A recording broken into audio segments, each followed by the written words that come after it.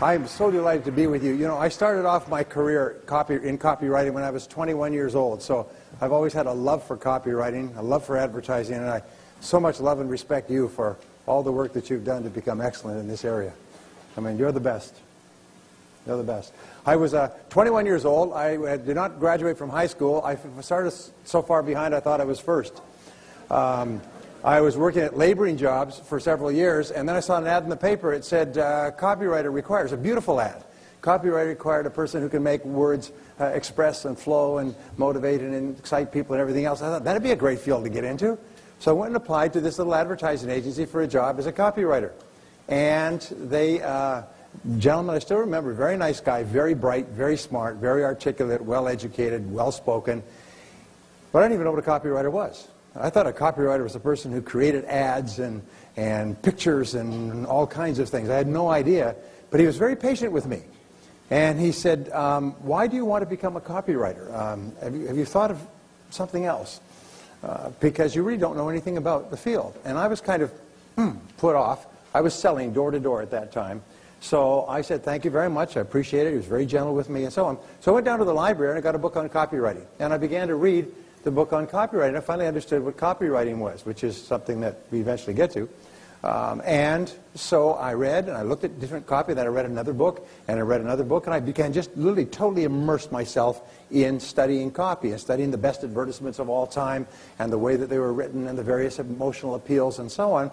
And so once I figured I had a sense for it, in the city that I was working in, this agency that I'd applied to was like number 10. Okay, I also found out the rankings of various agencies. So then I went to agency number 9, and I applied for a job as a copywriter. And this time they listened, and I had written a couple of things, taken a couple of ads from the paper and rewritten them and so on. They thanked me very much, and they said that that really was not what they were looking for. And I said, well, why not? They said, well, it's because of this and because of that and so on. So I said, thank you very much. I went back and I kept reading and writing, and after another month I went to the 8th largest agency. And I worked my way up the food chain. I got rejected, rejected, rejected, rejected, rejected, rejected, rejected, rejected. But each time the rejections were less. Each time they were, if we had an opening, we would hire you.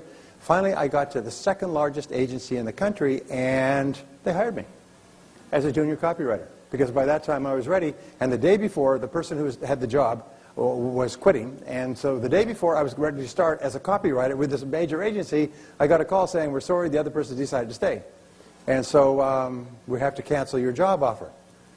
But we've spoken to the head of the largest agency in the country and told them about how impressed we are with you, and they just happened to have an opening, so I was hired by the largest agency in the country as a junior copywriter. Yeah. And I pass that story on not just for myself, but I pass it on because there's a lot of persistence required in this business. I just spoke to a gentleman, I was in Taipei last week, and I spoke to a gentleman named Terry Chang. And they brought him over to meet with me for half an hour, a big mucky muck from out of the country. Terry Chang is an entrepreneurial phenomenon. He's the Jeff Bezos, if you know of Amazon.com, of Taiwan. And 11 years ago, he went back to Taiwan after getting a degree in the U.S.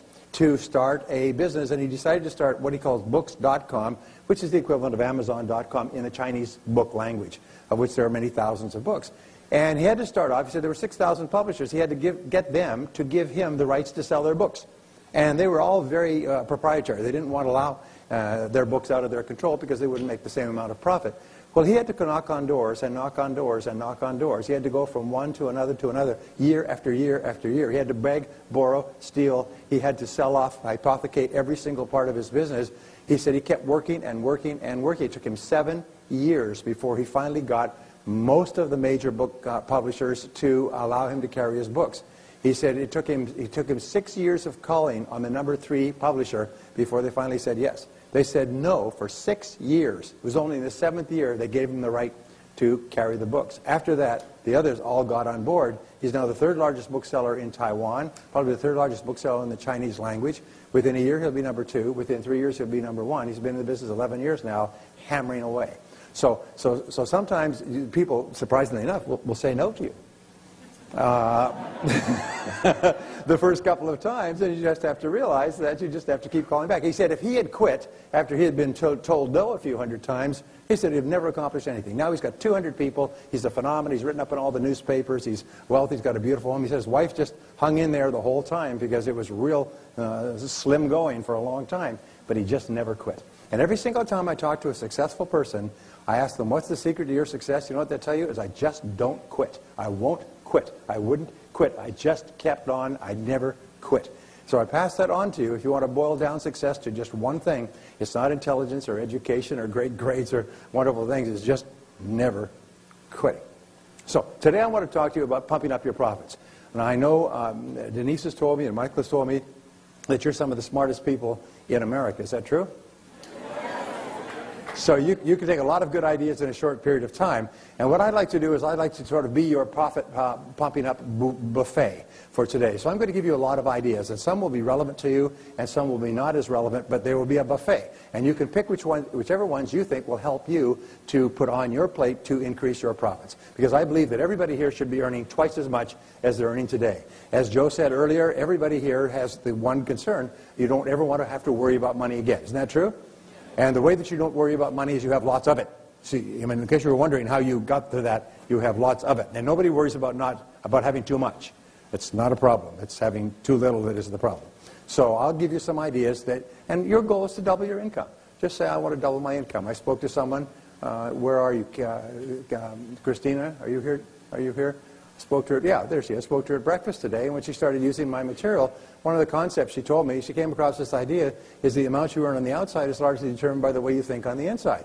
So if you want to increase your income on the outside, increase the way you think about your income on the inside. So she did, and she doubled her income and doubled it again and doubled it again.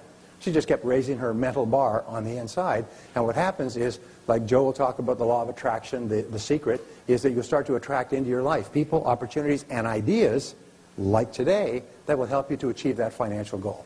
So whatever your best income has been up to now, set a goal to earn twice as much.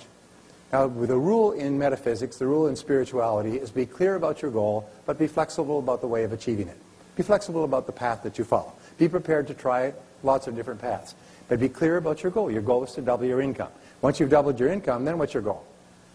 Double it again, of course. But you know, it's doubling your income the second time is much easier than doubling it the first time, and I'll tell you why. It's because now you know how.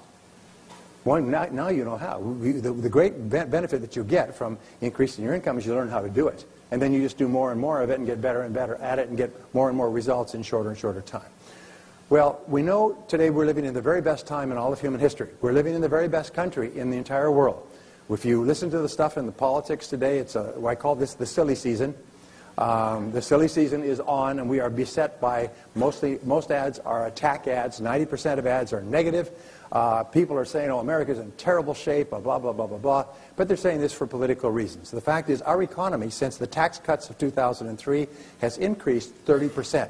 It went from a $10 trillion economy, which is 30% of the entire world, with 5% of the population, to a $13 trillion economy in 4 years.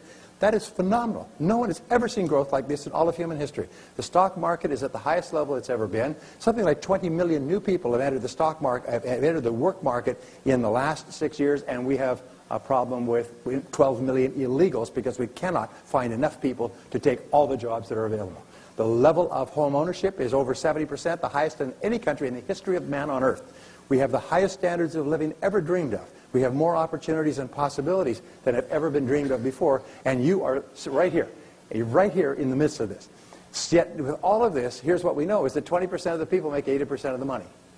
When I started off my career as a young man, somebody told me that, you know, that 20% of people make 80% of the money. I said, really? He said, yes, that's a fact. And of course, it's the Pareto principle and so on. So I decided I want to be a member of the 20%.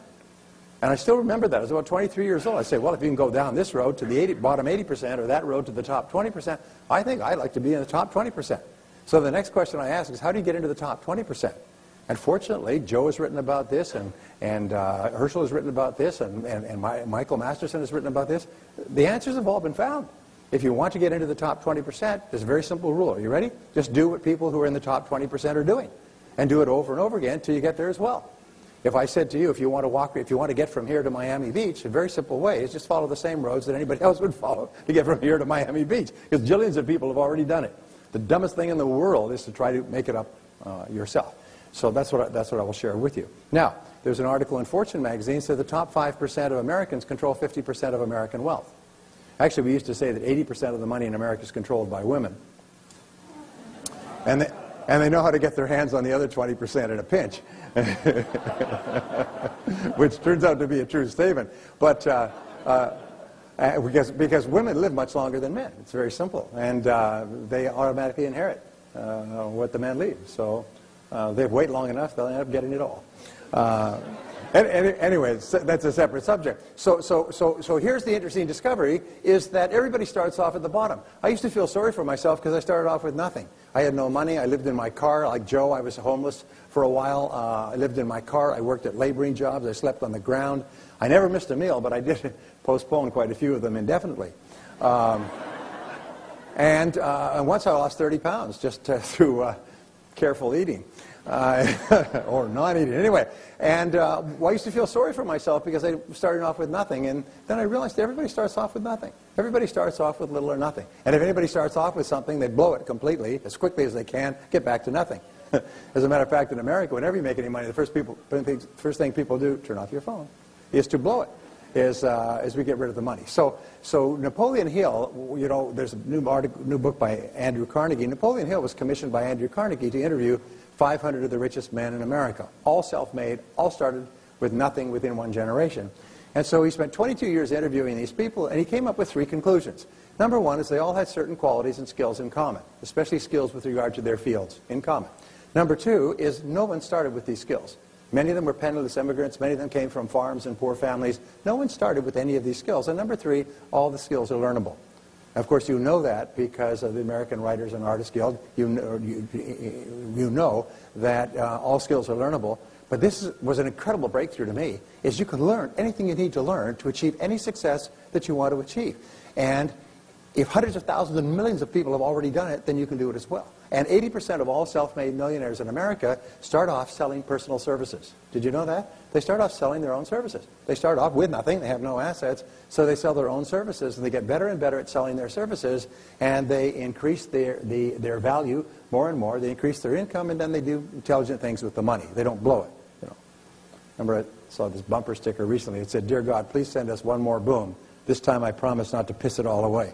You know, well, anybody knows what I'm talking about there. Anyway, so I began studying business and financial success, and I found a very interesting discovery is that businesses succeed for a specific reason, and they fail for a specific reason as well.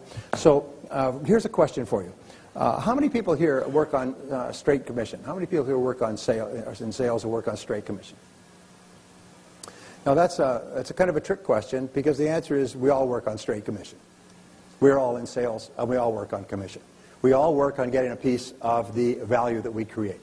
The number one rule for becoming wealthy or financially successful in America or anywhere else is add value.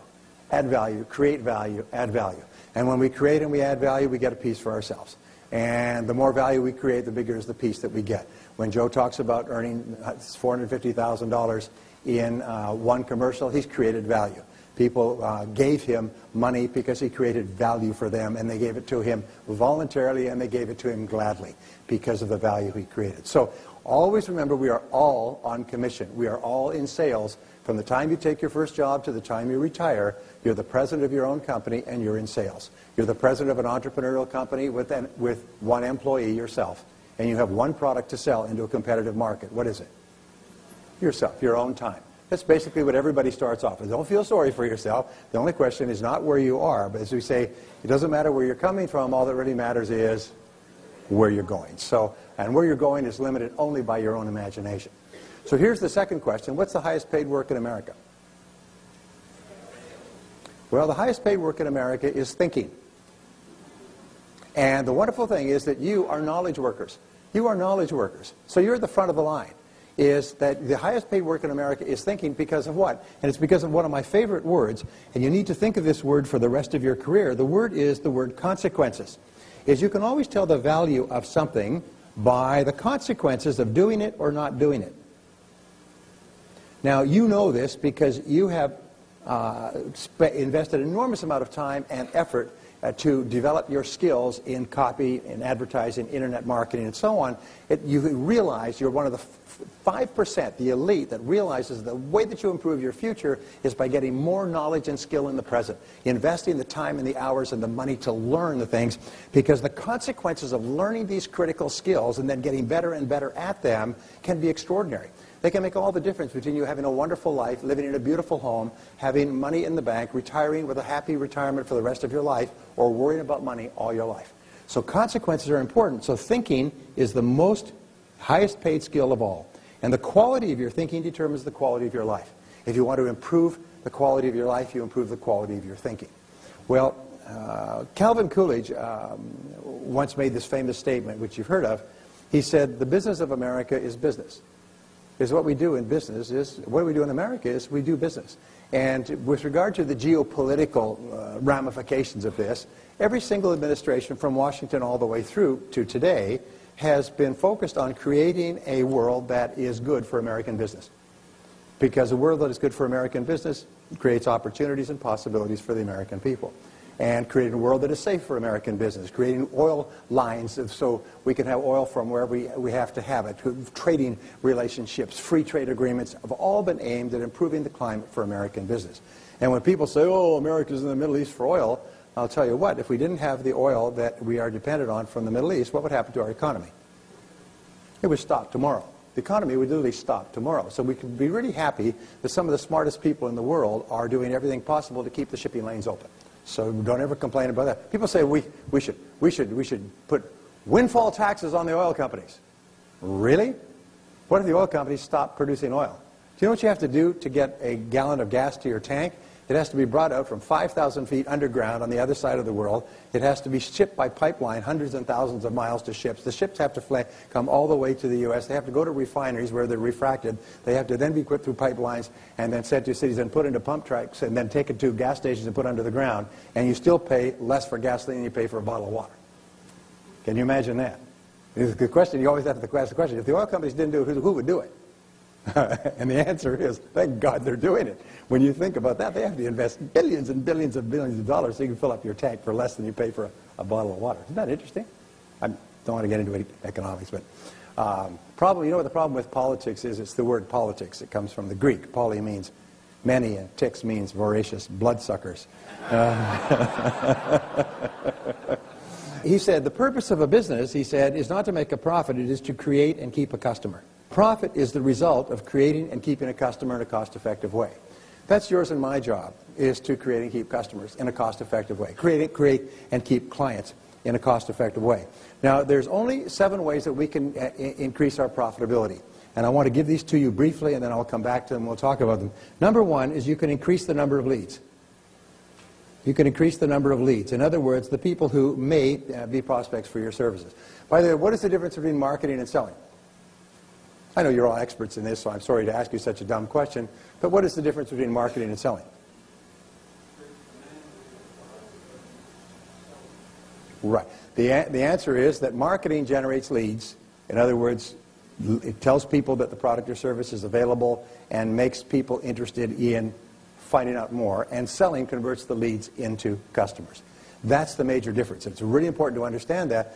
The purpose of marketing is to make selling unnecessary, or as unnecessary as possible. Really good marketing will bring people in waving the money, ready to buy, tear the product or service out of the vendor's hands. But that doesn't happen that often. So number 1, the way you can increase your profits is increase the number of leads, because there's a rule that says the quantity of leads determines the quality of leads. In other words, the more leads you have, the more likely it is that you have leads that will convert. The second of all is lead conversion, is to convert those leads. In other words, to have a specific method or process of selling that takes a person who is interested in using your services and takes them to the point where they buy your services. And I'll give you some ideas on that in a little while. Now, the third way to increase your profits is to increase the number of sales. Increase the number of clients that you have. Of course, that's obvious. How do you increase the number of clients you have? Is you have more leads coming in and you convert more of those to clients. And the fourth way you can increase your profits is you can increase the size. You can increase the size of each client, so that you're actually generating higher levels of revenues from each client. And sometimes the most successful companies will have only a few clients. I worked with one company that only had 6 clients. They picked the 6 companies that they wanted to work with. It took them 3 years to get those 6 clients. That's all they wanted. And they did millions of dollars worth of business. They didn't go after the rest of the market. They just picked 6. I worked with an advertising agency, did the same thing once. They looked at the 10 clients that they wanted. It took them something like 4 or 5 years to get 6 of those clients. And they were one of the most successful and profitable agencies in the business. So size of client is really important. Now, the 5th way that you can increase your profits is you can increase your profitability per client. Now, this is a really important area. And profitability means the amount of money that you earn relative to the amount of time and expense that you spend to get a client. In fact, many companies, by the way, make the mistake, many individuals and professionals are actually selling to clients where they're making little or no money. Sometimes they're losing money.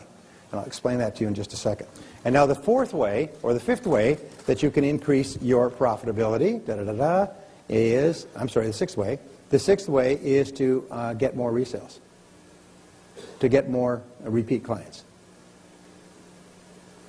And this is really important. And the number 7 is to get more referrals.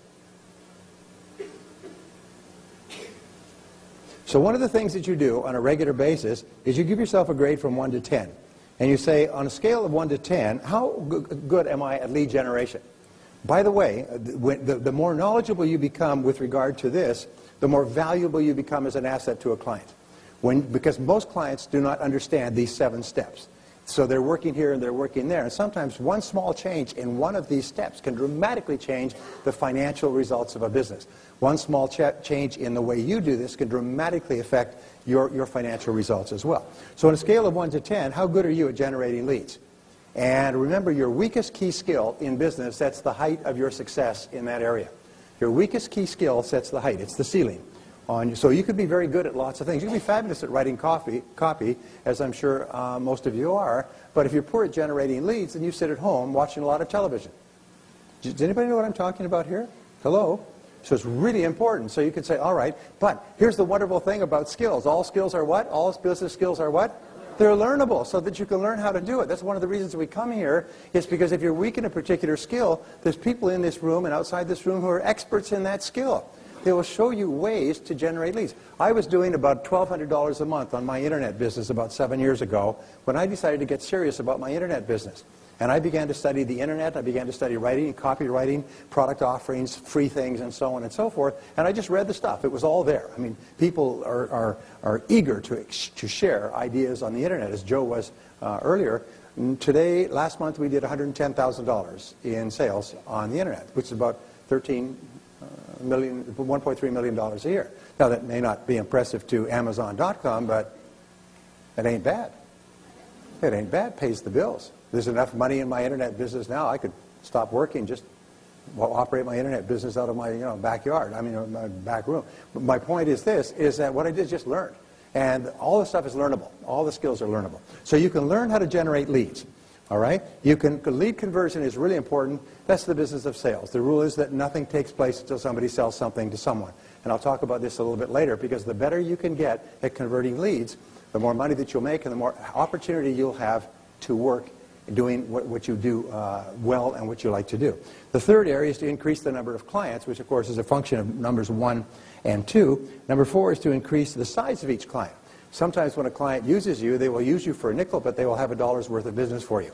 And what they'll do is they will give you a nickel to see how well you perform with that nickel. And sometimes it's worth your while to break your back, really working hard to make that client successful, to do the extra work, to go the extra mile. Because if you really satisfy this client, the client will give you much more work to do.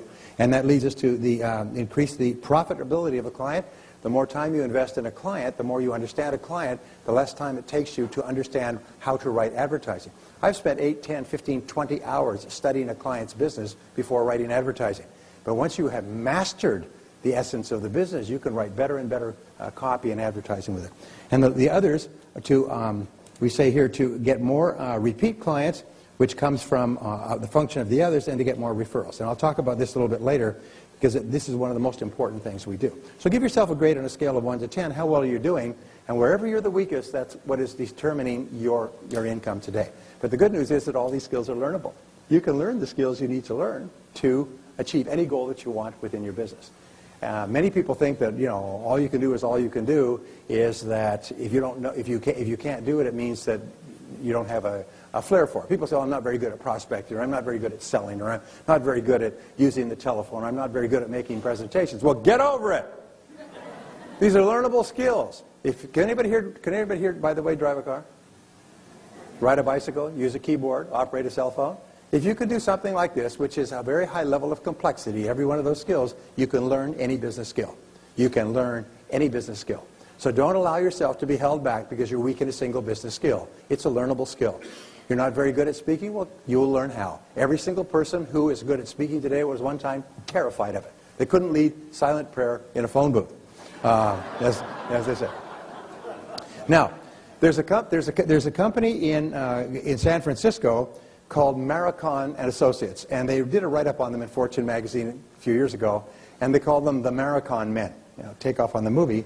And what they do is they go into a company and they analyze the company, do a profit analysis of a company. And I want to give you this as a tool for you to think of. Remember, the more tools you have, the better that you can think with regard to your business. And what they do is they come out, and I designed this because from reading the article. But what they found is that every company has a series of products, services, activities, advertising, marketing, sales methods that are profitable and unprofitable. The first thing they do is they go into a multi-division company that has lots of products. And most products in multi-division companies, they lump together administrative expenses, overhead expenses, staff expenses, utility expenses, and so on. What they do is they go and they tease out and they work out the exact profitability of every product that the company sells. They took the exact sales volume, all the returns. They looked the exact cost of advertising, cost of promotion, cost of production, cost of manufacturing, cost of shipping, cost of defects, cost of everything, to work out exactly the profitability of each product, or in your case, each service, or each client. And then they organize them on a scale. And they say, this is your number 1, this is your number 2, and there's always a scale, by the way. For whatever you do, if you do a series of things, there's a profitability that is attached to each one. And there's always for number 1, there's always a number 2. There's always number 1, number 2. With regard to you and I, it's the number of hours that we have to put in to generate a certain amount of net revenue. The number of hours of travel, the number of hours of work, the number of hours of investment, and so on to generate a certain amount of net revenue. And then this is the profit. Then they find that a lot of the products that multi-divisional companies have are losing money. And so what they'll do is they'll show every single product of the company along a scale like this. And then they'll, by the way, when they do this presentation, they hand out barf bags to the senior executives because some of them throw up because they're finding they're putting all of their money. They've got this great product over here that sells like in huge quantities, and they're losing money every single time. And they can't understand why they're losing money. By the way, think of the words Ford, General Motors, Chrysler.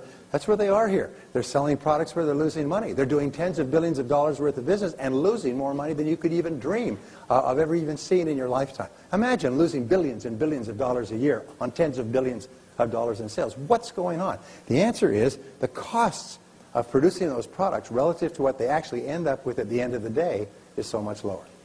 So one of the things you need to do, and by the way, this is very important as a tool if you want to be an advisor to your clients, is to help them understand what are their most profitable products. The worst use of time is for them to have you writing copy and doing advertising to sell more of a product that they're not making any money on.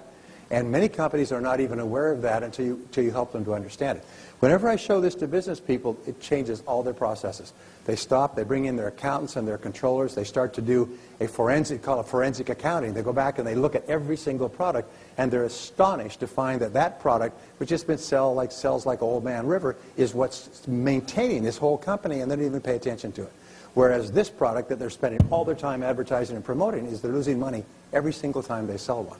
So therefore, ask yourself, what are your most profitable services? What are the things that you do that are most profitable? What are your most profitable clients? What are your most profitable ways of marketing? Where do you get the highest level of response rate when you advertise, when you sell, when you visit, when you call on people, and so on, and then organize them like this.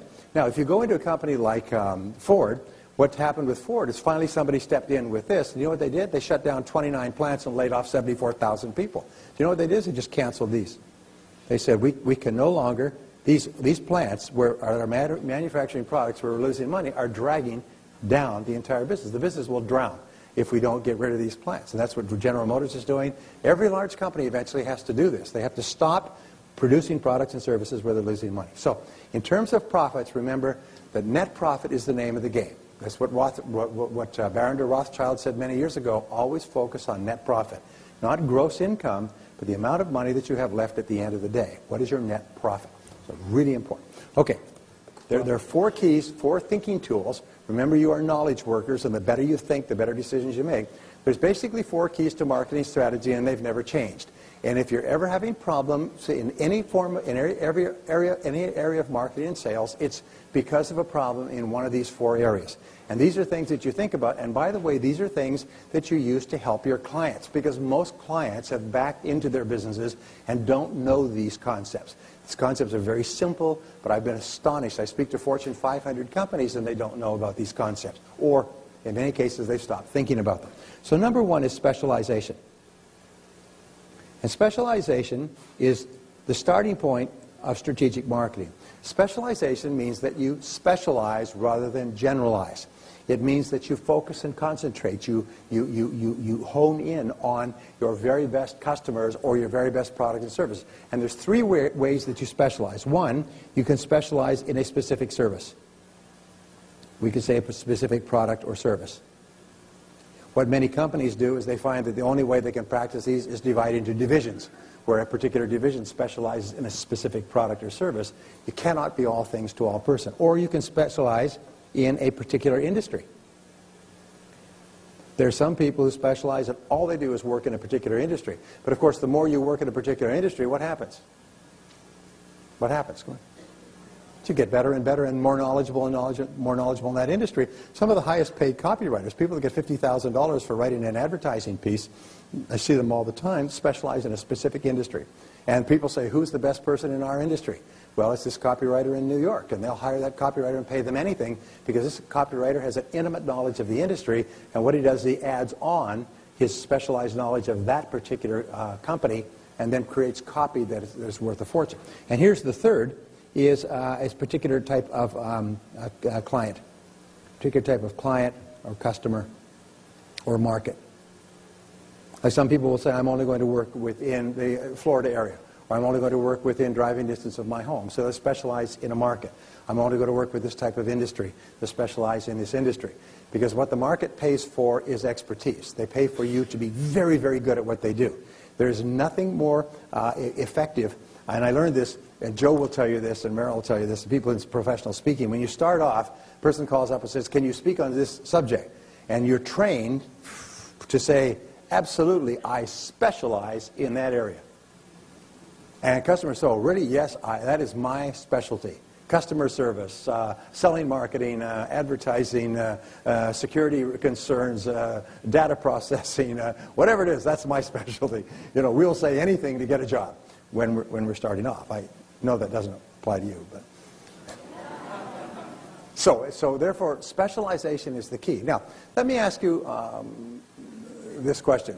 What is the one word in selling, in business, in marketing, in your profession that more determines your sales, your level of income, your repeat business, your referrals, the home you live in, your standard of living, your house, your home, your car, the schools your family goes to, and whether you end up wealthy, financially successful, and retired in a beautiful home on the hill? What's the one word that determines all that? Can you guess?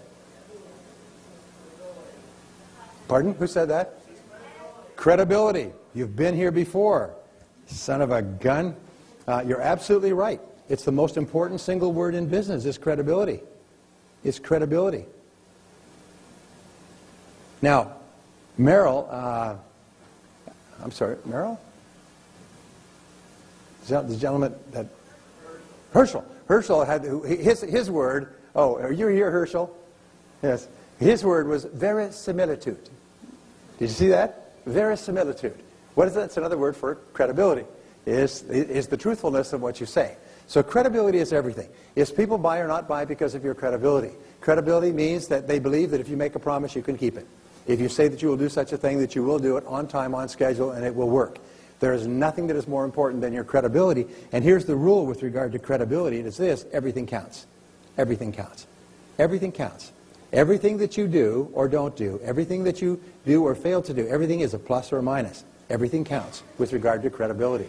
And when you specialize in a particular area, and you've done your homework in a particular area, and you're knowledgeable in a particular area, your credibility goes up. Here's an important point. Have you ever spoken to a client that says, well, leave it with me, let me think it over, and they don't hire you? Have you ever had this happen? Say yes. Of course, it'll happen all the time.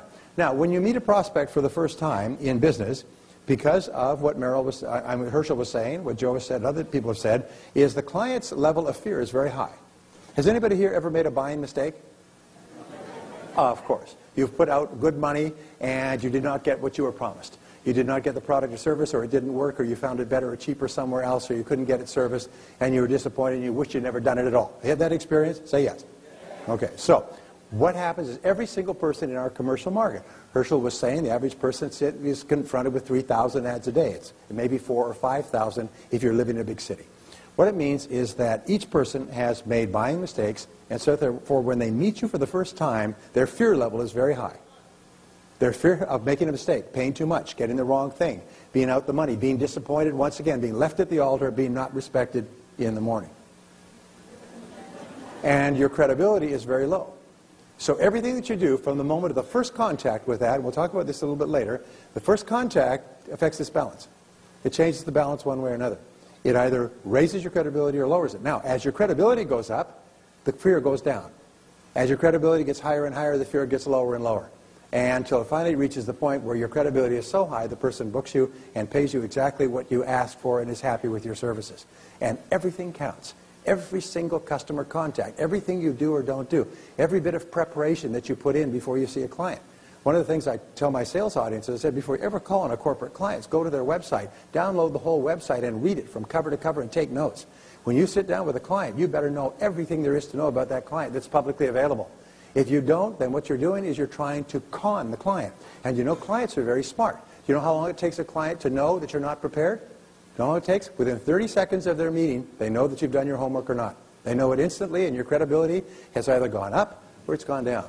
So one of the things I say to people, if you're going to call on a client who can use your services, go to the website, because every single client worthy of your services has a website. And what do people put on the front of their website?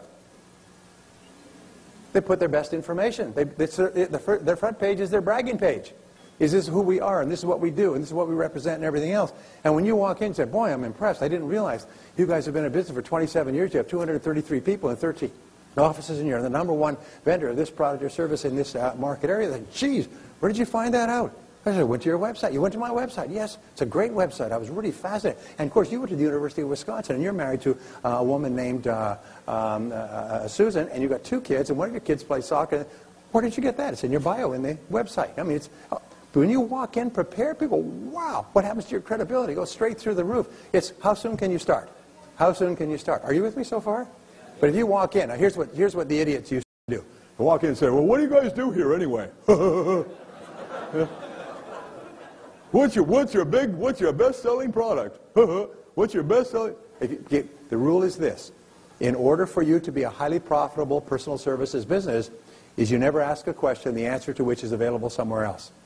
Because it just shows complete lack of professionalism. After that, your credibility is shot. You can't make a second, you don't have a second chance to make a good first impression. Are you with me so far? So it's really important. Okay, so that's the first one, specialization and credibility. Now the second principle in strategic marketing is my favorite of all, and it's differentiation. And differentiation says, and basically the rule is all sales, all marketing is differentiating your product or service from that of others. Now lead generation just says, here is a product or service that will do, or will give you this benefit. Anybody interested, they raise their hand. That doesn't mean that they'll buy it from you. It just means that they're interested in that benefit. Okay, now, your job in everything that you do is to differentiate yourself from anybody else who offers a similar product or service. Because when the customer starts off, as far as the customer is concerned, you're all the same. You're all the same. It's almost like you're Tweedledum and Tweedledee. So everything you do is to differentiate, which means that you have to be aware of three critical things. Number one is you have to ask yourself, what is your area of excellence? What is your area of excellence? Now, your area of excellence is where you are better than 90% of your competitors. One area of excellence can be you specialize in a particular industry and you have proven, demonstrated experience in that industry. So you have to ask yourself, where are you excellent? And here are the two really important words. Where could you be excellent? Where could you be excellent? Where should you be excellent if you want to be a big success? Can you accomplish this area of excellence overnight? No. Sometimes it takes many years. According to Jim Collins' book, Good to Great, it takes 7 to 11 years for a company to go from good to great. It's when but they are on their way the whole time. So what is your area of excellence today? If someone were to say to you in a meeting, what way are you excellent in your business? What way are you better than 90% of your competitors? What would your answer be? And you have to be absolutely crystal clear about your answer, and you have to build all your marketing around it. Number two, in terms of differentiating, number one, is what is called your area of superiority. Now, your area of superiority is where you are superior to your competitors. It is something that you do or that you offer that makes you superior, that makes you better than anybody else who's offering it. Now, your area of superiority can be something as simple as the fact that you have a great personality and that you like the client and the client likes you. Or you have a connection with family, friends, or something else. It can be just you, the person. Or, ideally, it is the services that you offer. Your area of superiority is that you have more in-depth service you've done, or experience. You've done more in-depth work in this particular product or service area than anybody else. Others generalize and you specialize. And then the third area, which Joe talked about and which Herschel talks about, is what is called your unique selling proposition. Now, since you are all wordsmiths and you understand words, what is the characteristic of unique that no other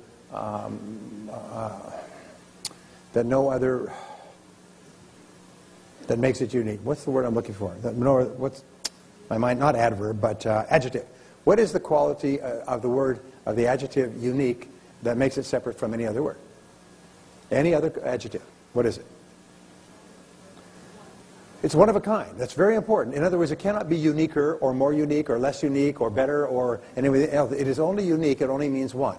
So when you ask what is your unique selling proposition, it means what is it that you offer that nobody else offers. You are unique. There's no one else that has the same thing. It is one and only. And you always have to have a one and only. And sometimes your one and only can be that you invest far more hours on a client's account. Sometimes your one and only could be that you live closer to the client. Sometimes your one and only could be that you have specialized knowledge and experience in an industry that most people who write copy don't have in that industry. But you have to know what it is, and that becomes the organizing principle of all of your marketing. You focus on where you're excellent, where you're superior, where you're unique. And if you don't have them, then the next question is, what could they be? What should they be? What could they be? And here is what could it be? What should it be? And sometimes it's something that's very obvious, something that jumps out at you. But there's a rule. Remember Jack Welch's rule? If you don't have competitive advantage, don't compete.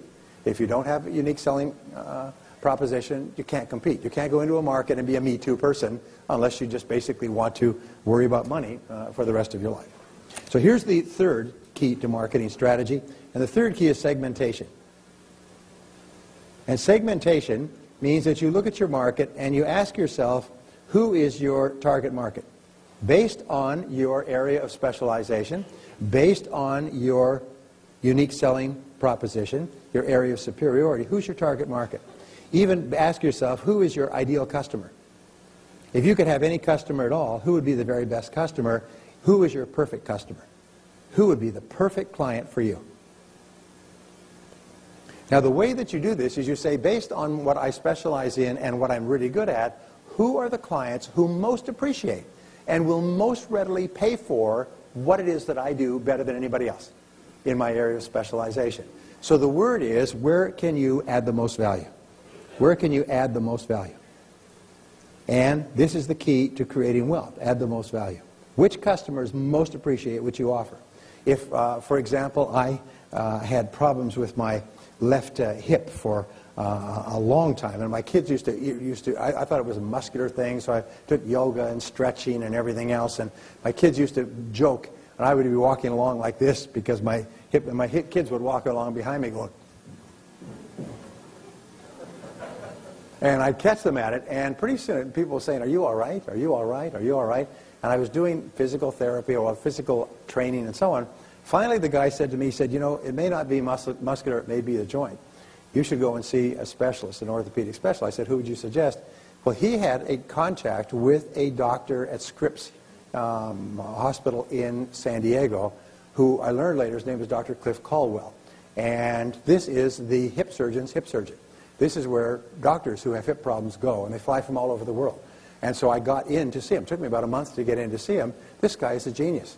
He's a genius. He's like Zorro with a sword. He's just like a magician.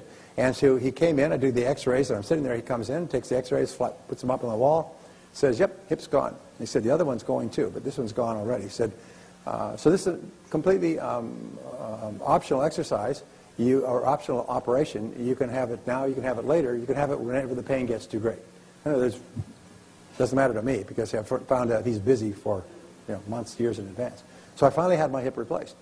And I had my hip replaced by him because he was the best. He was superior. And by the time I had my second hip replaced, at last, 5 years later, the first operation was 3.5 hours. His technology had improved so well he could do it in 1 hour and 45 minutes. The difference was 1 week in the hospital recovering from the anesthesia and everything else. The second operation, 1 hour and 45 minutes, I walked out the next day. Walked out with a new hip. I mean, the guy's genius. Somebody said, "You know anything about Cliff Caldwell?" "Yes, best in the country on hip surgery." Or at least one of the best in the country on hip surgery. And people line up, pay him any amount. You never even ask the amount. Never even ask the price. They line up, "When can you do it? Please, can I get in?" They fly from all over the country just to be operated on by Cliff Caldwell.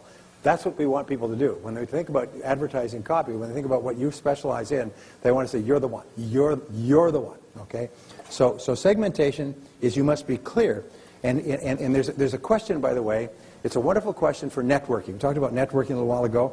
Is when you're networking, you're in a meeting, you're in your sessions at lunchtime and so on, one of the great questions, if you're at a business meeting with people in different businesses, is to say, "What would I have to know to recommend clients to you? What would I have to know about what you do to recommend clients to you? Who would be the perfect client for you?" I mean, ideally. I mean, so I can search my memory bank and see if I know anybody I could send to you. One of the most wonderful things you can do in networking is to send people business. If you send people business, you'll have friends for life. And not only that, because of the law of reciprocity, they'll do everything possible to reciprocate. But by the law of sowing and reaping, the more you give, the more you get. So anyway, my point is this, is if a person were to ask you, "What would I have to know about you and what you specialize in, your area of excellence, in order to recommend people to you?" And what would you answer? And you must have an answer. Say, "Oh, well, I write copy." No, I'm sorry. That's like quality and service in Herschel's presentation. No, not acceptable. Is I specialize because I do this in a precise way. I have this wonderful way of discovering the emotional hooks in a particular service and expressing that in a headline so that people call up and buy or at least respond in much higher levels than people who don't. So than in my competition. And the fourth area is concentration. And concentration means that you focus. You focus on just those clients who could most benefit from what you sell. Whenever you say, who's your ideal client, people say, "Oh, everybody who needs advertising." No, that means you have no idea what you're doing. You have no idea. You shouldn't even be allowed out of the house because you're a danger to yourself and others. You have to specialize. You have to focus. You're not a machine gunner machine gunning the market. You pick your shots. You think through carefully who it is that you specialize with, who can most benefit from what you do, and you focus on getting to those people. And I'll tell you, this is really the key to success in the future. Concentrate, focus all of your time, focus all of your energy, focus all of your promotion on just those clients who can most benefit the most rapidly. For example, if you sell headache remedies, who are you looking for? Person who's got a headache. And when do they have a headache? When do they have a headache? Now. They got the headache now. There's a basic rule in advanced selling that says this, and we'll touch on this in a couple of minutes, but it says this, is people need to have, a good person needs to have a problem unsolved or they're not a client, or not a prospect, or they have to have a need, unsatisfied.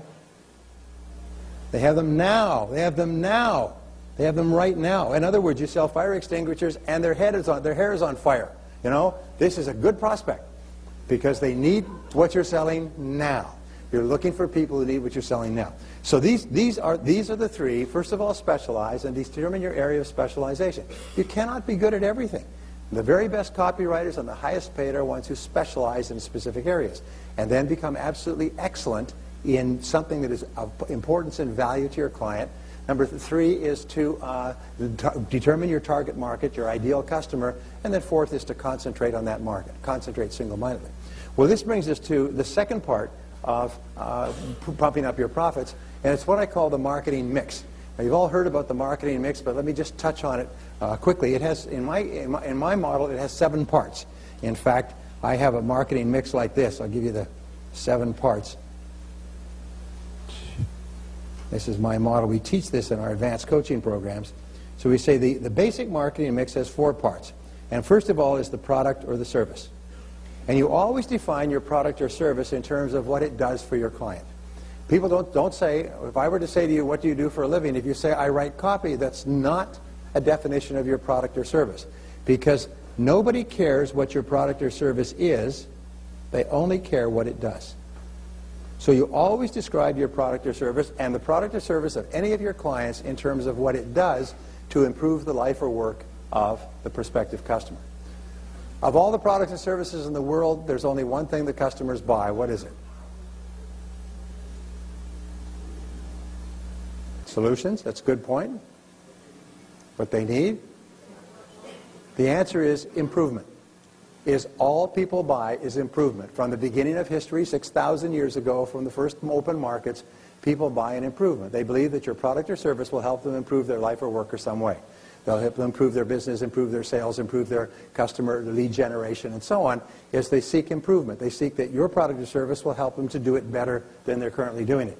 Because if they do not see or perceive an improvement in their situation, they will not act. They will say, let me think about it, leave it with me, do a proposal for me, leave me some information, I'll get back to you next year. Have you heard any of these things before? It's because they don't perceive the improvement. So everything that we do in life is to improve people's life or work in a cost-effective way. And the improvement that they want from you more than anything else is greater lead generation. Is that true? If you're in advertising, it's greater response rates. What is it that all business people want to do? Can you guess? It's one thing. They want to sell more of their product or service. That's what they want to do because the business of America is business. And the purpose of a business is to create and keep a customer. And so therefore, that's the reason that they hire you. So you have to be clear about what the product does. And by the way, when you're writing copy, forget about all the details and brochures and everything else. It's helpful to know. But what you want to know is specifically what the product does to improve the life or work of the customer. And of all the things that the product does, what's the one thing that will elicit the greatest response the very fastest? Because if you can make that electrical connection, like an electrical arc, it'll cause the phone to ring.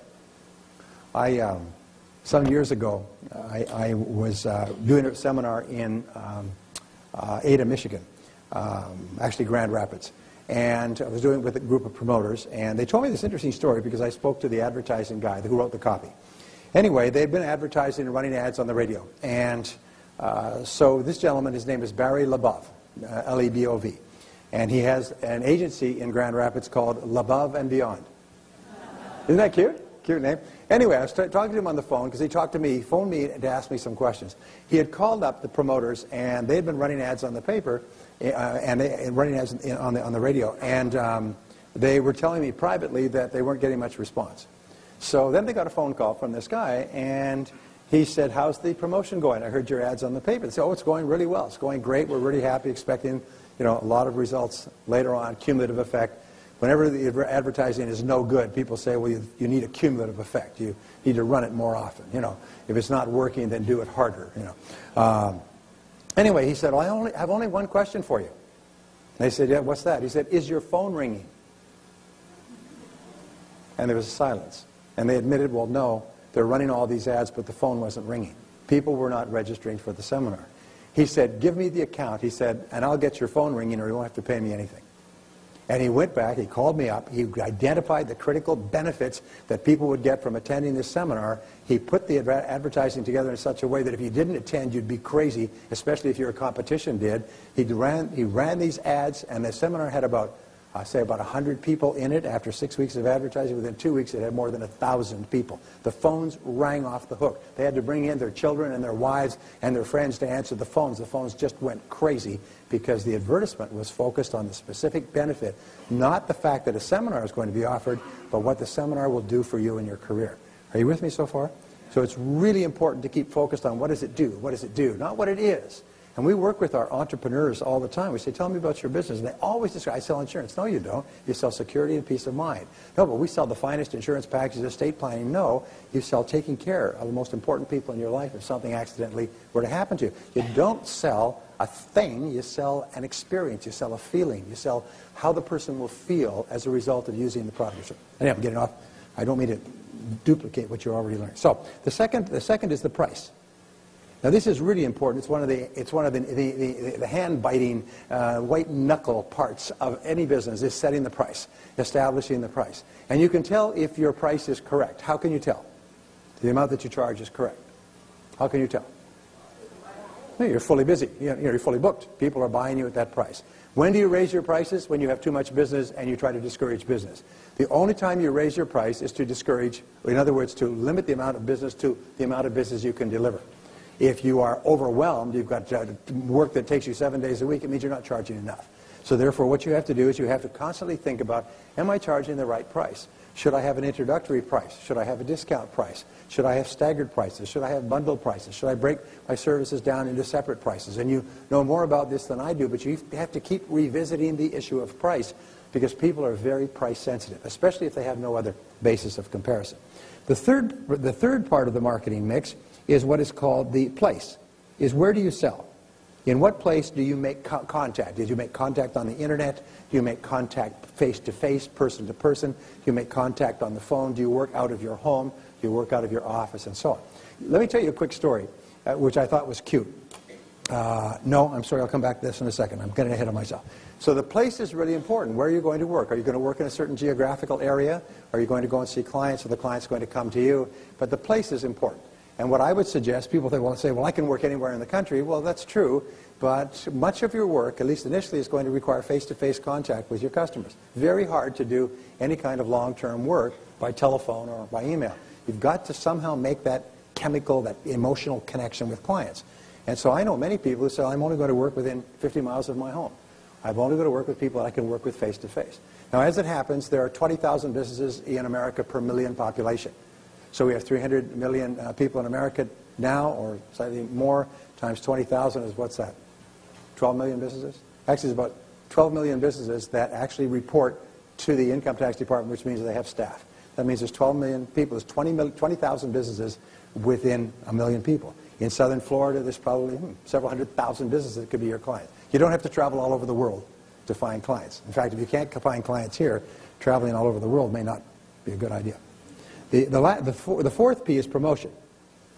And promotion is how you sell, how you market, how you advertise, how you get the goods out of the woods. Now here's an interesting point. If you are selling your services to show people how to attract leads, is to market, to bring in people who are interested in buying, if you can't do it yourself, something's pretty wrong here. So we need to become really, really good at lead generation for ourselves, and we want to become really, really good at lead generation for our clients. Is that true? Say yes. So on a scale of 1 to 10, keep grading yourself. How good are you? How good is your product or service relative to your competitors? How good are your prices? Are your prices correct? And always be open to the possibility that you may be wrong. Are you selling in the right place, and do you have the right promotion? And of course, this is advertising, and this is sales, and this is follow-up, and there's all the different things that you do to actually translate a prospect into a customer. Now, the next P's are things that I've added on, and the first is called packaging. And this is where I wanted to talk about. Packaging is the look. Now, human beings are about 95% visual in their first impressions. Is what they see is what impacts them more than anything else. We say there's 22 times the nerves from the eye to the brain is from the ear to the brain. So what people see has 22 times the impact of what they hear. And what counts with regard to packaging? Everything counts. Everything counts. Every single part of your visual appearance counts. And I am so disappointed. I see people who are bright and smart and intelligent and well-educated and ambitious and desirous and so on and so forth, and they go in front of a client and they look like they fell off a watermelon truck and were beaten up before they came into the office. And they think, well, it's okay because I'm selling my intelligence and my creativity and everything else. But human beings are hit by your visual appearance like a wave. Wham! It hits them so hard that in 4 seconds they decide whether to use your services. Within 30 seconds, they've finalized their opinion of you, and from then on, they're just going through formalities. And I've worked with countless people, and by the way, I won't go into this because I can always tell the highest paid people in any room. You. I know exactly who they are because of the way they look. Why? It's because human beings make a lot of decisions based on superficialities, not based on your talent or skill. They don't even get that far. They just make a decision based on superficiality. So one of the things that I recommend that you do is go out and buy a book or two on Dress for Success in Business. There's some of the best books based on the best research on how to make the greatest and the best impression, the proper colors, the proper grooming, the proper everything that you can get, and with some modifications in your appearance, dramatically increase your perceived credibility, your verisimilitude. And it's really important that you do that because what counts? What counts? Everything counts. Everything counts because you're asking a person to give you money in exchange for what? You're asking a person to give you money in exchange for promises. You say, you give me, I'll give you some promises that this copy will be good and will work, or that my services will be good. And you give me some money that I can go and spend right now. I'd like some money up front. I'd like some money as we go along. In other words, you're asking a person to take a big risk. And people have been burnt over and over again. So your job is not to give them any reason not to believe you, trust you, to have to perceive you as credible. Are you with me so far? It's really, really important. Okay. Oh, damn, I love this stuff. Okay. The next is positioning. And positioning is the way that you are thought about and described by your customers. The whole thing of positioning, Joe's an expert in this. You could talk about this all day long, positioning, because it's so important. It's basically how do people think about you and talk about you when you're not there? What is the way they think about you and talk about you, and especially how do they describe you to others? After you leave their office and they turn and say, who were you just with? Well, so-and-so. Well, what was it like? Well, what did they say? How are you positioned with your clients? And the other question is, how would you like to be positioned?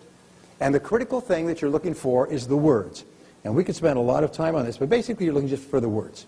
What are the words that you want people to use after they have spoken to you? When someone says, what is your name, sir? Larry. And what is your name? Carrie. So you say, so let us say Carrie asked me about you, and I know you, I've done business with you, I've worked with you. Tell me a little bit about Larry. What do you know about him? What would you want me to say?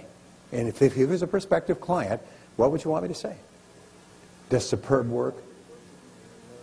He's a great, super person to work with, does great work, he's punctual, his advertising really works, causes the phone to ring off. Is that what you want them to say? Now, if that's what you want people to say, then what do? You make sure that every single customer contact and every customer interaction builds that perception. Because perception is reality. Is what all top companies and all top professionals do is they're constantly aware of the perception that they're creating, and they work to shape the perception. They work to shape the perception so the person thinks of them as qualified, competent, positive, personable, excellent at what they do, easy to work with, and so on. It is so important. In my office, it's been my philosophy all my life, but we try to make it easy for customers to deal with us. Easy for our clients to deal with us. It's been my philosophy, and I teach that in selling, be easy to work with. Be really easy to work with. Be pleasant, be accommodating, be there on time, be punctual with your assignments, do your preparation. Be easy to work with. Make it easy for people to choose you rather than someone else. And so the very best compliment that I ever get is people say, working with your office is the easiest that we've done in the world market. I speak with people all over the world, and they say, working with your office is so easy. You people are so good. They're so punctual. They're so pleasant. They're so polite. They get back to you immediately. And I think, I'll go back and I brace my staff, because that's the perception I want people to have. And it's amazing. I did 29 talks for IBM. And about halfway through this series of talks, so that's for about 3 years, I said, I really appreciate your hiring me, because it's wonderful. They pay well, wonderful group of people to work with. I said, well, why do you choose me? There's lots of great speakers out there. He said, you're the easiest person to deal with. He said, you're always accommodating, you're always on time, you're always prepared. Once we make an arrangement with you, we never have to think about it again. If you have any questions, your staff takes care of everything. Everything's always delivered on time. He said, it's just, so we have to say, who are we going to get for this? Well, let's get Brian, because it's so easy to deal with. And I would like to think it was because I'm such a great talent, which we are. So positioning is important. Think about the words that you want people to use, and then make sure that everything that you do is consistent with the words that you want people to use to describe you. And the last has to do with the people. And remember, the people, yourself and the people in your business are 85% of your business. So as they say, good companies don't hire people and teach them to be nice, they hire nice people. And so it's important that every customer contact, every single customer contact, every single phone call, every single word, email is by someone who's pleasant, positive, enjoyable. Because as Herschel said, as Joe said, people are extremely emotional. And they respond in a positive way to positive people, cheerful people, friendly people, happy people, nice people, helpful people, and so on. And it's amazing. Some of the most talented people out there don't get a chance to use their talents because they're aggravating people. You know the old saying, when you first meet them, you don't like them, but after you get to know them, you hate their guts? You know, they're like that. Okay, here's the last one, and then I've got a couple of things I have to show you, but it has to do with customer service, and this is really the importance. We say the purpose of a business is to create and keep a customer. So what is the critical determinant of creating and keeping customers? In other words, what is the sole aim and the central core aim of any business? And the answer is customer satisfaction. It's customer satisfaction. This is the sole aim. Customer satisfaction. And how do you measure customer satisfaction? This is the key measure of your success, and the answer is repeat business. Now, we could talk about this all day long, but as I said, I know you're some of the smartest people in the West, so you can take this quickly, but repeat business is the key. Repeat business is where customers tell you that you have satisfied them. Sometimes I say, what is the most important sale in working with a client or a customer? What's the most important sale? And they'll say the first sale. I say, no, because you can get the first sale by personality, by promises, by deception, by discounts. You can get the first sale in a variety of ways. The second sale is the most important. Why is that? Because the second sale is the customer's way of saying to you, you delivered on your promises. You did what you said you would do. Your product or service was the quality that you represented it to be when I made my first decision. So the second sale is the key. All success is dependent upon the second sale. All success is dependent upon the second sale. And so therefore, everything you do has to be aimed at the second sale. And this brings us to what I call the 4 levels of customer service to pumping up your profits. Number 1 is the first level, which used to be, by the way, the measure that people set as their standard, is to meet expectations. Hey, they would brag, we meet expectations. We meet customers' expectations X number of time, or 97% of the time. Today, because the competition is so fierce, meeting expectations merely enables you to survive one more customer. Survive to one more customer. Meeting is no longer enough to get ahead. It just keeps you. It's almost like a person treading water, keeps their nose just above the water. Just above the water level. You'll never make any progress. You'll just survive. So the second level is to exceed expectations. And this is to do things that customers did not expect. It's just little things, just to exceed expectations. And there's all kinds of ways that you can exceed expectations. Sometimes the store owner will take the person to the door and open the door and say, thank you for coming, as opposed to ringing it up at the cash register and waving goodbye. Sometimes they carry it out to the car for them. What is it that Walmart does that they're so famous for? Greeters. The only company in the world that does greeters. And everybody says, oh, look at those old Walmart people. They don't know what they're doing. They don't know what they're doing? Biggest damn retail operation in the history of man on earth? Are you kidding? They know what they're doing. And so when people get older and they can't run around the stores, they just have them be greeters. And some of them just sit there and be greeters, say, welcome to Walmart, thanks for coming. Isn't that nice? I mean, it's a small thing, but it starts people off as they go shopping with kind of a happy glow.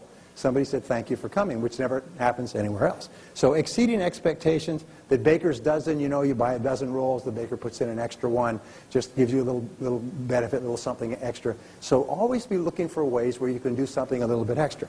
Now the third is to delight your customers. And you delight your customers, that goes beyond exceeding expectations. You delight your customers by doing something that causes them to light up, that really connects with them emotionally. Like IBM, you know what they used to do? When a salesman made a great sale, they'd send a bouquet of roses with a gift certificate to a first-class restaurant home to the wife. And wife got home, there'd be a bouquet of roses and a gift certificate to a first-class restaurant saying, your husband made a great sale this week, and we, the company, really appreciate you. What do you think impact that would have when you get home at night and your wife's sitting there with a dozen roses and a gift certificate to a great restaurant? I mean, would that kind of delight you? Would that make people motivated to go out there and kill for IBM? You bet your bippy. That's why IBM, by 1985, 1983, IBM had 80% of the world computer market. And just why? Because those people were so excited about selling for IBM, and customers were so excited about buying. I mean, they didn't even know why. But all right. Number four is you amaze your customers. You amaze your customers. And these areas of customer delight and customer amazement are areas that are basically based on your imagination. What can you do to amaze your customers? And it doesn't have to be a huge expense. It's something that connects with them emotionally. Sometimes it's a personal letter written in your own handwriting telling what a pleasure it is to work with a person like you and how much you've learned from them and how much you've gained from your association with them. I mean, it's just something personal. Maybe it's a birthday card to their home. Maybe it's a present for one of their kids because they heard that one of their kids is doing something. Something that's not expensive. But you should always look at it reinvesting about 5 or 10% of all of your revenues back into appreciating your clients, into delighting and amazing your clients. Put it back in, and my promise to you is that it will come back tenfold, 20-fold. So it's really important. Well, this brings us to the final point with regard to pumping up your profits. And we say in the final analysis, the key to business success is to get referrals, is to get repeat sales and to get referrals. Now, my friend Fred Reichhold at Bain & Company has done about 50 years of research into customer service. And what he's come up with is a concept which he calls the ultimate question. And it's based on years and years of research. He's installed it now into many of the biggest companies in the world, and it transforms the business completely. And the ultimate question, he says, after you've taken every customer survey and every analysis and every poll and every telephone call and everything else, is summarized in the ultimate question. And the ultimate question is this, is would you refer us to others? Would you refer me, refer or recommend me to others? He said it can all be summarized in the answer to this question. And what he does in the book, and you don't need to read the book because I'll give you the essence of it right here, is he asks them on a scale of 1 to 10, how comfortable would you be referring me to other people based on the way that I have taken care of you? And Joe was asking that 1 to 10 question a little bit earlier too with regard to speaking. So you have to ask this question. If you were to ask your clients, and most people don't want to know, if you were to ask your clients on a scale of 1 to 10, based on the way that I have worked with you, would you recommend me to others? Would you because the very best business you'll ever get will be referral business. When you walk in with referral business, you piggyback in on the what of the person who sent you? The credibility. You walk in with all the credibility. You don't have to make proposals and make sales and talk and come back week after week or month after month. They say, this is my person, you should use them. They walk in and they say, when can you start? Referrals, by the way, are 15 times easier to get than cold calls. They take 1/15 of the energy. 1/15 of the time and energy to make a sale to a referral, a positive referral, than to a cold call. So the critical organizing question for you for the rest of your career, and this is where everything that we do, product, place, promotion, packaging, positioning, people, specialize, differentiate, segment, concentrate, everything in business comes down to this essential question. Is based on your experience with me, would you recommend me to others? On a scale of 1 to 10, how do you feel? And what they found in their years of surveys is that people who rate you 9 or 10 on this scale of 1 to 10 will be responsible for 85% of your future business. And that you could basically get rich by making sure that everything you do happens in such a way that people say, yes, I would willingly recommend you to others. I will take you to others. I will bring you to my friends. I will set up a lunch. I mean, people who are happy with your services will open every door for you, will assure that you sell more and more, better and better, higher and higher, at higher and higher prices, and that you eventually become rich. Is that a good goal? Say yes. Okay. So always ask this question. Have the courage to ask this question. And if they give you a grade anywhere below 9 or 10, then ask them, what would I have to do to get a 9 or 10 grade from you? And the most amazing thing is this. They say, well, if you just did this or did that or more of this or less of that, and you do it, you know what happens? Is they will then grade you at a 9 or a 10, and they'll open every door for you. They say customers will do a transformation if you ask them how you can improve, and then they tell you, and then you do it, and you tell them I did it. Because they will then say, aha, then they'll open doors for you. So very powerful. Is this a useful principle? Say yes. Okay. Now, I brought a couple of audio programs here. You, as I said before, you are the 5% who understand the importance of continuous learning with regard to success. The people who are continuously learning have an edge over the people who aren't, just like the athletes who are in continuous training have an edge over the people who aren't, and of course that's why you're here. So what I've done is I brought some of my programs here, and we have a special offer today. They're all free. It's an IWA type of free. I'll explain what I mean in just a second. The first of these programs is called The Psychology of Achievement. The Psychology of Achievement is my best-selling audio program in the world. It's now in 23 languages in 38 countries. It's sold millions of sets. And what it does is it shows you how to transform your thinking from the inside out. It shows you how to raise your self-esteem and self-confidence, how to set goals in every part of your life, how to unlock your subconscious and superconscious mind. It explains the law of attraction in detail. It explains how to get along wonderfully with other people, how to release your subconscious brakes, which hold us back, and how to manage any kind of stress or problem. It shows you how to program your mind for success in 21 different ways. Does anybody listen to Psychology of Achievement, by the way? Is it a good program? Some people say it's the best program ever recorded in the audio medium, and who am I to argue? And so it comes like this. They all come like this, so they're very easy to carry, easy to listen to. They even come with a little guide in the back here so that you can actually go from session to session like you would go from song to song on a CD. It's beautiful stuff, beautiful stuff. Now this is called the Universal Laws of Success and Achievement.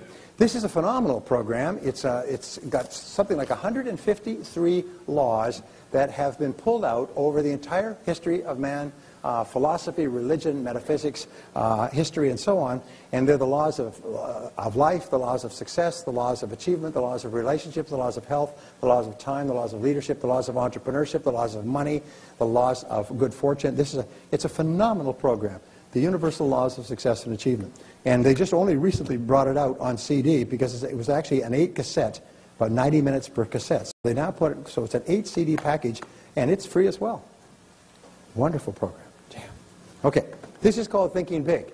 This is based on our discovery that the bigger that you think about yourself and your potential, the more you accomplish in life. And so Thinking Big shows you how to dramatically increase the way that you think about how much you can earn, the person that you are. It shows you how to set definite goals in each part of life. It shows you specialized methods of organizing your thinking. It shows you how to dramatically expand your possibilities for yourself. It's a wonderful program. It's one of the best-selling, the keys to personal power and maximum performance. This is called The Psychology of Success. This is based on the 10 proven principles of success used by all top people worldwide throughout history, including the principle of purpose, the principle of excellence, the principle of creativity, the principle of responsibility, the principle of courage, the principle of persistence, the principle of continuous learning, and so on. It shows you the psychology of success and the psychology of failure, and then the 10 principles that all top people use. It's based on this concept that if you change your thinking, you change your life.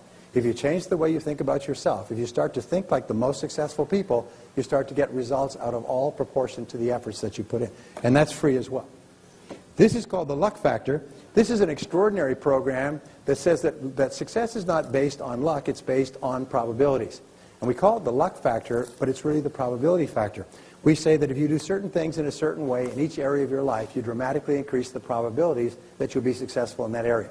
Simple as if you make more calls, you'll generate more leads, which will lead to more sales, which will lead to more business. If you have more business, then the fulfilling of the business will cause you to become better and more competent and more capable, which will get you more recommendations and resales and referrals. Are you with me so far? So that what it basically says is your entire success is under your own control. It's not based on external factors, it's based on probabilities. And it's based on the probabilities in terms of time, money, health, relationships, business, entrepreneurship, personal development, and so on. It's a wonderful program. I was in England recently and doing a talk, and these two brothers came up to me and they said they were selling financial services. They were just basically in their mid-20s, making almost no money at all. They had one old car between them. He said today they make about $3 million pounds a year. They're the most successful financial advisors 10 years later. They said the turning point in their life was when they listened to the Luck Factor. They listened to this and they realized their entire life was under their control. And instead of feeling that they were victims because they came from poor families and they were starting off with no connections and everything else, they have just literally become phenomenons in their field. The last two I want to show you, this is called Master Strategies for Higher Achievement. These are a series of principles used by successful people in every critical area. There are strategies like the ones we've talked about in marketing and selling.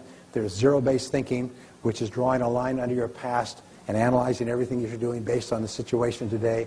There's strategies with regard to, again, money, relationships, time management. They're the strategies used by the smartest people in every field. And the last one is called breaking the success barrier. And this is based on the 12 military principles of strategy applied to human life. What we did is we looked at, and I spent years and years studying great battles that were won and lost by the application or failure to apply a particular principle of military strategy, like the principle of the objective, the principle of the offensive, the principle of the mass, principle of maneuver, principle of intelligence, principle of simplicity, economy, and so on. And what I showed is that these principles apply to your work as well and to your personal life. And that all great leaders, all successful people apply these principles systematically, and as a result, they're in the top 20% or the top 10% or the top 5%. And again, it's based on the principle that when you think like the greatest leaders of history, the men and women who have accomplished the very most, you soon start to get the same results that they do. And that's free as well. They're all free. So what we say is that they're free in this sense, is that we give you a 100% return on investment guarantee. You can take the programs, you can listen to them, try them out, and if for any reason at all they don't more than pay for themselves and turn out to be free in your own estimate, then you can give them back and there's no charge. And sometimes we even say we'll give you a 10 times, and for you I'll give you 100%, I'll give you 1,000% guarantee. In other words, if you take the program and you don't get 10 times back the value, then you can send them back to us and there's no charge. And you've heard me say this in front of everybody. Now, this is an unconditional guarantee. That means you don't have to fill out a form or go to a notary or get a note from your mother. You just have to say, I didn't like it, and the guarantee lasts for 1 full year. So you can take the programs, you can look at them, listen to them, try them out for a year. They're the best-selling and most popular audio learning programs of their kind in the world in multiple languages. If after a year you don't like them, you can send them back. Is that a fair? Say yes.